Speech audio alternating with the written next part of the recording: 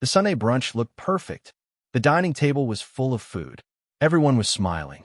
Ethan's parents were busy welcoming guests. His younger sister, Olivia, laughed as she opened small gifts from family members. To everyone else, it looked like a happy family. But Ethan could not enjoy a single moment. He kept looking at the clock on the wall. 10:15 a.m. His final job interview was at 11 o'clock. It was not just another interview. It was the last step for his dream job. He had worked for months to reach this day. He had passed every test, every phone call, and every meeting. This was his biggest chance to change his life. He quietly stood up from the table. "I should leave now," he said. His mother smiled, but her voice became cold. "No, you are staying." Ethan looked confused. "My interview starts in less than an hour." His father placed a hand on his shoulder. "Today is your sister's special brunch. Family comes first." Ethan felt his heart beat faster. "I promised the company I would be there." His sister rolled her eyes. "It is only one interview. Stop making everything about yourself." The guests stayed silent. Nobody said a word. Ethan reached for his phone to call the company. It was gone. He searched every pocket. Nothing. Then he rushed to the front door. His car keys were missing too. He looked back at his parents. His mother calmly picked up her coffee. There is no reason to leave. At that moment, Ethan understood something he had never wanted to believe. His parents had planned this. They had stopped him on purpose. At exactly 11:07 a.m., a message appeared on the family tablet lying on the kitchen counter. "We tried calling Ethan several times.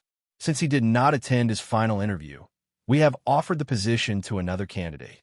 The room became completely quiet. No one knew. 8 years later, the same family would walk into Ethan's office, asking him for a chance they had once stolen from him. No one spoke after the message appeared. The silence lasted only a few seconds. Then Ethan's mother took the family tablet, locked the screen, and placed it face down on the table. "It already happened," she said calmly. "There is no reason to ruin today." Ethan stared at her in disbelief. "Ruin today?" he asked. "You ruin my future." His father let out a deep sigh. "You are overreacting. Good jobs come every day." Ethan shook his head. "No, opportunities like this do not." His sister, Olivia, continued eating as if nothing had happened. She smiled at one of the guests and said, "He always likes attention." A few relatives looked uncomfortable, but nobody defended Ethan. He realized he was standing completely alone. Without another word, he walked upstairs to his bedroom. The room was small, but it held years of dreams. His books, his notebooks, the suit he had carefully prepared for the interview. He looked at the suit hanging by the window. It was perfectly clean. He would never get to wear it. Slowly, he folded it and placed it back in the closet. Then he packed a small travel bag with only the things he truly needed. His laptop, a few clothes, his important documents. Nothing more. When he came downstairs, his parents noticed the bag. His mother frowned. "Where do you think you're going?" Ethan looked at both of them with calm eyes. "I stayed because you forced me." He paused for a moment. "But I won't stay another day." His father laughed softly. "You'll be back in a week." Ethan did not answer. He picked up his bag, opened the front door, and walked away without looking back. Behind him, the family returned to their brunch as if nothing had happened. None of them believed he could succeed on his own. They had no idea that the young man, leaving with one small bag, would one day build a company where they would all come asking for help. The first few months were the hardest of Ethan's life. He rented a tiny room above an old grocery store. The walls were thin, the bed was small, and the room had only one window. But for the first time, every decision was his own. During the day, Ethan worked in a warehouse. At night, he studied business, leadership, and marketing using free online lessons. While others slept, he kept learning. Some nights, he was so tired that he almost gave up. But every time he remembered the missed interview, he pushed himself to keep going. He promised himself one thing: no one will ever control my future again. Years slowly passed. Ethan changed jobs, learned new skills, and saved every extra dollar he earned.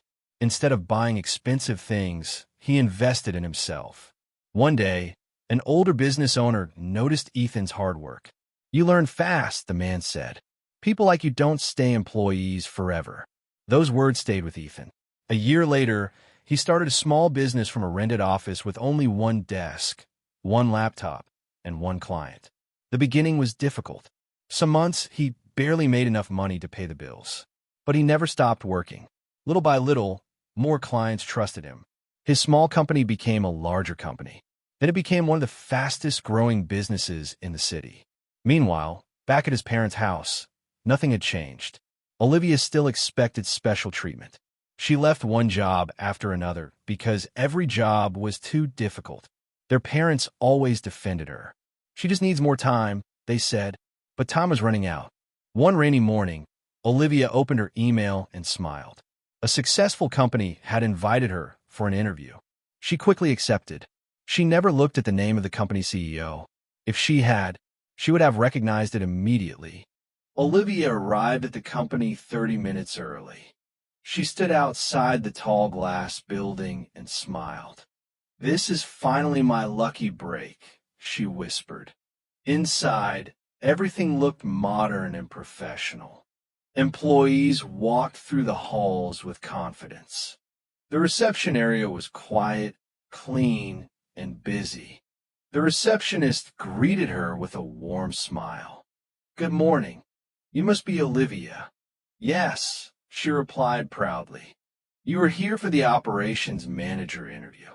Olivia nodded. As she waited, she noticed several awards displayed on the wall. Best Growing Company, Top Workplace of the Year, Business Excellence Award. She quietly smiled. "If I get this job, my parents will finally be proud of me."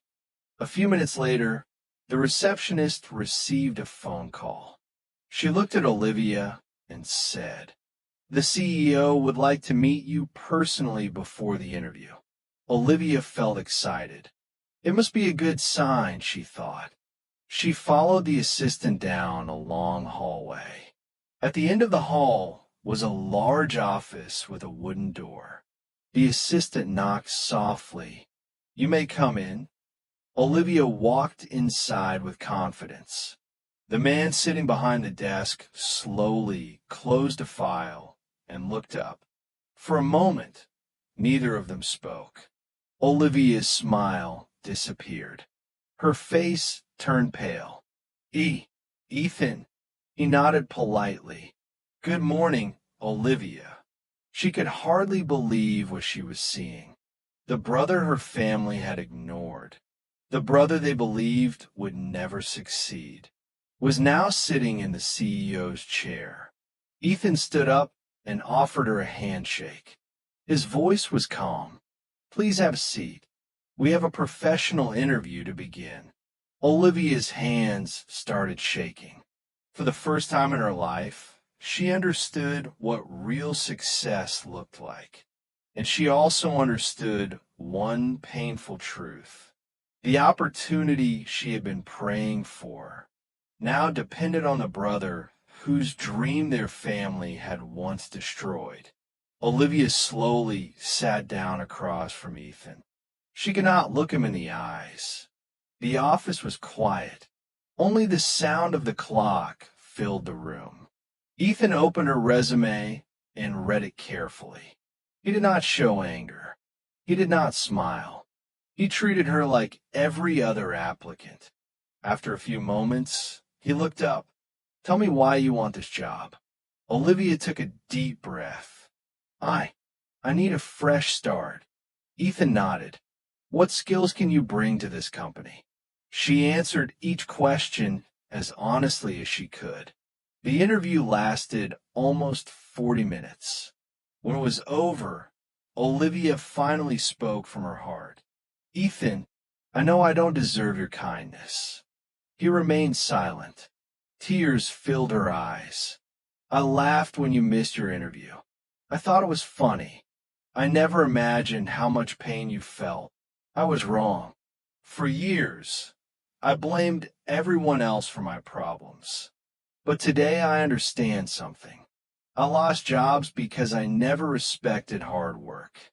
She lowered her head. "I'm sorry." Ethan looked out the window for a few seconds before speaking. "I waited many years to hear those words." He closed the file. "I could reject you because of the past. Olivia quietly nodded. I would understand. But that is not how I built this company. Ethan stood up. In this office, people earn opportunities. Not because they are family, and not because someone feels sorry for them. He handed her a letter. This is a 6-month probation contract. You will start at the same level as everyone else. You will have no special treatment. If you work hard, you will stay. If you don't, you will leave. Olivia accepted the letter with shaking hands. As she walked out of the office, she realized something she had never learned at home. Respect could never be given as a gift. It had to be earned. 6 months passed. Olivia arrived at work early every morning. She completed every task on time. She stopped making excuses. Instead of asking for special treatment, she asked how she could improve. Little by little, her co-workers began to respect her. Not because she was the CEO's sister, but because she worked hard. One afternoon, Ethan received a request from his assistant. Your parents are here. They want to see you. Ethan